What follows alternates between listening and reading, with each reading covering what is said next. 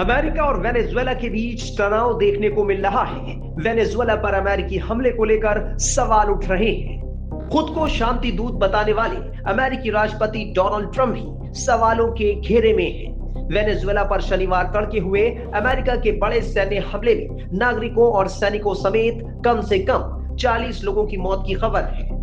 America ने शुक्रवार और शनिवार की दरमियानी रात वेनेजुएला में बड़ा सैन्य ऑपरेशन किया था, जिसमें वेनेजुएला के राष्ट्रपति निकोलस मादुरो और उनकी पत्नी को पकड़ लिया गया। अमेरिकी राष्ट्रपति डोनाल्ड ट्रंप ने पुष्टि की कि मादुरो को पकड़ लिया गया और उन्हें अमेरिका ले जाया गया है, जहां उन पर मुकदमा चलाया जाएगा। शनिवार शाम को दोनों को लेकर एक विमान न्यूयॉर्क में Stewart air national guard base पर पहुंचा।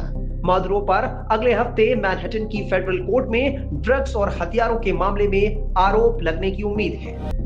ऑपरेशन के बारे में जानकारी देते हुए ट्रंप ने बताया कि मादुरो अमेरिकी हिरासत में है और कहा कि वॉशिंगटन कुछ समय के लिए वेनेजुएला का कंट्रोल अपने हाथ में लेगा।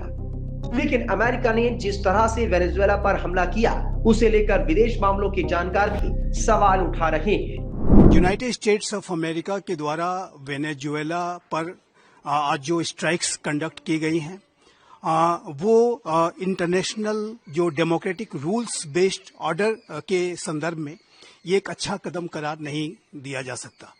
और यूनाइटेड स्टेट्स ऑफ अमेरिका जाहिर है कि ड्रग ट्रैफिकिंग को आधार बना करके उसने ये वेनेजुएला पर हमला किया है। लेकिन जो अभी रिपोर्ट सामने आई हैं कि वेनेजुएला के राष्ट्रपति मादुरो को अमेरिका की फोर्सेस के द्वारा कैप्चर किया गया है और उन्हें वेनेजुएला से बाहर ले जाया गया है। और जाहिर है कि ये जो कार्रवाई है वो एक रिजीम चेंज की कार्रवाई है, सत्ता परिवर्तन को शक्ति के साथ कराने की कार्रवाई है, जो कि अमेरिका जैसी महाशक्ति अगर इस तरीके का कदम उठाती है तो ये पूरे विश्व के जो डेमोक्रेटिक रूल्स बेस्ड ऑर्डर के लिए अच्छे संकेत नहीं है। और यही यूनाइटेड स्टेट्स ऑफ अमेरिका जो कि पूरे विश्व में लोकतंत्र की, ह्यूमन राइट्स की और डेमोक्रेटिक रूल्स बेस्ड ऑर्डर की दुहाइयां देता है, उसके संदर्भ में अपने तर्कों को रखता है, आखिर वो किस आधार पर अपने इस एक्शन को डिफेंड कर पाएगा। और यूनाइटेड स्टेट्स ऑफ अमेरिका के राष्ट्रपति डोनाल्ड ट्रंप जहां एक तरफ रशिया यूक्रेन युद्ध को शांत कराने के लिए, एक सीज फायर को कराने के लिए वो लगातार नेगोशिएशंस को पुश कर रहे हैं और वो स्वयं इस बात के दावे करते हैं कि उन्होंने 8 युद्ध रुकवाए हैं और वो नोबेल शांति पुरस्कार के आकांक्षी भी हैं। और ऐसे अमेरिका के द्वारा और अमेरिका के राष्ट्रपति डोनाल्ड ट्रंप के एडमिनिस्ट्रेशन के द्वारा वेनेजुएला पर किया गया हमला, आखिर अमेरिका किस आधार पर फिर डेमोक्रेटिक रूल्स बेस्ड ऑर्डर की बात कर पाएगा।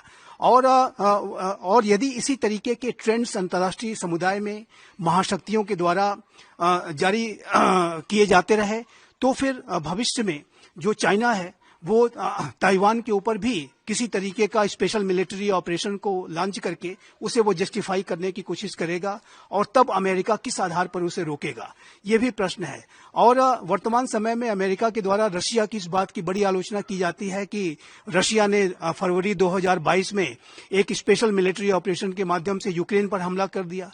और जाहिर है कि वर्तमान समय में आज के दिन जो अमेरिका के द्वारा जो हमला किया गया है वो भी एक स्पेशल डेल्टा फोर्स के द्वारा ये हमला किया गया है। तो उसको फिर जो अमेरिका के द्वारा रशिया और चाइना की जो आलोचनाएं की जाती हैं, आखिर वो उसको अमेरिका किस आधार पर भविष्य में करेगा।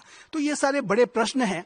और मेरा ऐसा मानना है कि विश्व में जो पहले से ही एक रणनीतिक अनिश्चितता बढ़ती जा रही थी और विश्वास का संकट महाशक्तियों के बीच में पहले से ही गहराता जा रहा था, 2 युद्ध पहले से ही चल रहे थे और ऐसे में एक तीसरा युद्ध शुरू कर देना ये जाहिर है कि कहीं से भी बुद्धिमत्तापूर्ण नहीं है।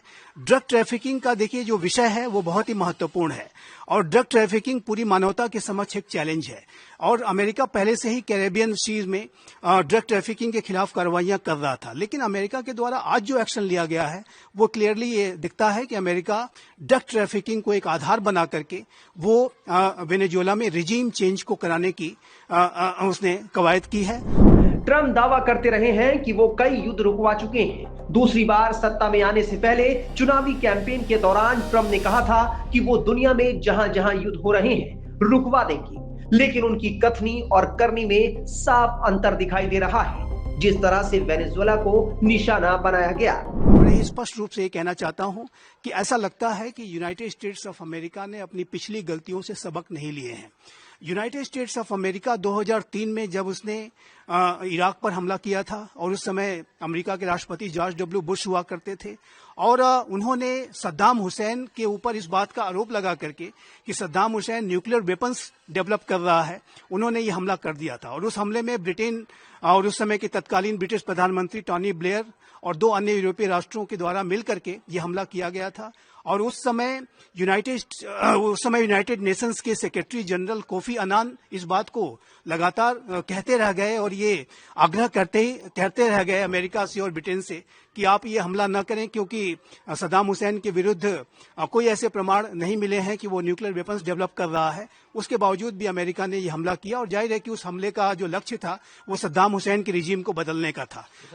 यहाँ पे जो वेनेजुएला पर अटैक है वो ड्रग ट्रैफिकिंग का बहाना है, बात कुछ और है। दुनिया का सबसे बड़ा तेल उत्पादक देश। देखिए, निसंदेह वेनेजुएला के पास जो ऑयल के जो रिजर्व्स हैं वो अकूत हैं, और सबसे ज्यादा वो ऑयल रिजर्व्स होने का भी दावा करता है।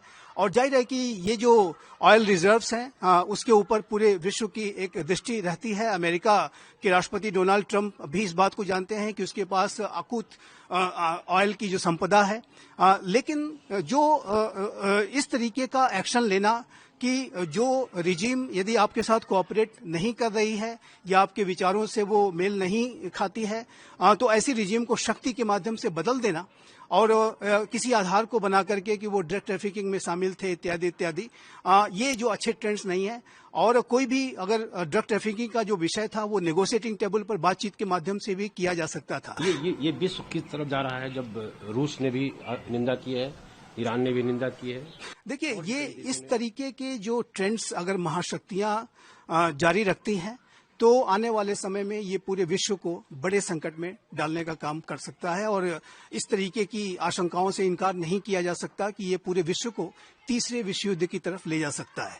और विश्व में जो एक डेमोक्रेटिक रूल्स बेस्ड ऑर्डर को जो उसके डिफेंडर्स हैं, यदि उसको स्वयं वायलेट करेंगे तो फिर भविष्य में जाहिर है कि बड़े कॉन्फ्लिक्ट्स होने की संभावनाओं से इनकार नहीं कर सकते।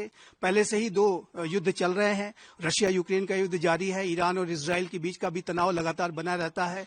और जाहिर है कि जैसे कि डोनाल्ड ट्रंप कहते हैं कि हमने अनेक युद्धों को शांत कराया, तो वो दावे तो बड़े करते हैं लेकिन उनके जो एक्शंस हैं वो उन दावों के विपरीत दिखाई देते हैं। और ये जो वेनेजुएला के ऊपर जो हमला किया गया है वो जाहिर है कि विश्व के डेमोक्रेटिक रूल्स बेस्ड ऑर्डर के संदर्भ में ये अच्छा कदम नहीं कहा जा सकता। अमेरिका अलग थलग पड़ सकता है इस वेनेजुएला पर हमले के बाद? देखिए, इसमें कोई दो राय नहीं है कि यूनाइटेड स्टेट्स ऑफ अमेरिका की आलोचनाएं बहुत होंगी। और अमेरिका ने जब इराक पर 2003 में हमला किया था और उस समय न्यूक्लियर वेपन्स को उसके डेवलपमेंट का आरोप लगा करके सद्दाम हुसैन के रिजीम को जब बदला गया था, तब भी अमेरिका की बहुत आलोचना हुई थी। और अमेरिका के द्वारा इराक पर 2003 में किया गया हमला वो जॉर्ज डब्ल्यू बुश जो उस समय राष्ट्रपति थे उनका एक स्ट्रेटेजिक ब्लंडर माना जाता है। और उसी तरीके का जो ब्लंडर है वो मेरा मानना है कि डोनाल्ड ट्रंप ने भी अब किया है।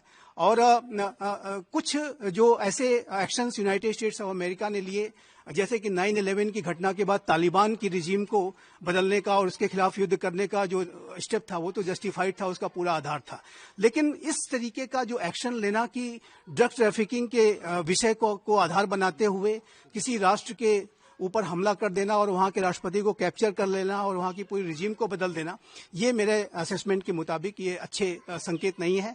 अमेरिका जैसी जो महाशक्ति जो कि विश्व का सबसे पुराना लोकतंत्र होने का दावा करता है और वो है भी, लेकिन साथ ही साथ वो जिस तरीके से लोकतंत्र के और इंटरनेशनल रूल्स बेस्ड ऑर्डर की और ह्यूमन राइट्स इत्यादि की बड़ी बड़ी बातें करता है, वो जाहिर है कि इस एक्शंस के माध्यम से उसके जो वो तर्क हैं, वो जो दावे हैं, वो कमजोर पड़ेंगे। बता दें कि वेनेजुएला के पास दुनिया का सबसे बड़ा तेल भंडार है। करीब 303 बिलियन बैरल यानी वैश्विक तेल भंडार का लगभग 20% हिस्सा। हमले के बाद वेनेजुएला के राष्ट्रपति निकोलस मादुरो ने बयान जारी कर कहा था कि इन हमलों का डटकर जवाब दिया जाएगा। मादुरो ने देश भर में इमरजेंसी घोषित कर दी थी।